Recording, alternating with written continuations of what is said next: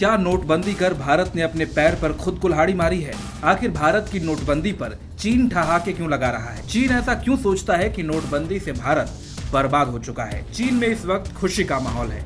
भारत से हर वक्त कड़ी टक्कर लेने वाला चीन अब भारत की नोटबंदी का मजाक उड़ाकर उसे भारत की गिरी जीडीपी के लिए जिम्मेदार ठहरा रहा है। दरअसल ताजा आंकड़ों के मुताबिक भारत की जीडीपी पिछले साल के मुकाबले घटकर 6.1% रह गई है। भारतीय अर्थव्यवस्था में आई इस गिरावट से भारत के आर्थिक विकास की रफ्तार चीन से कम हो गई है और ड्रैगन एक बार फिर दुनिया की सबसे तेजी से उभरती अर्थव्यवस्था बन गया है। चीन के सरकारी अखबार ग्लोबल टाइम्स ने लिखा है कि भारत का विकास दर 6.1% तक घटना नोटबंदी जैसे सुधारों का नतीजा है।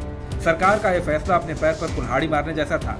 भारत पर तंज कसते हुए अखबार में यह भी लिखा गया है कि ऐसा लगता है ड्रैगन बनाम हाथी की रेस में भारत पिछड़ चुका है।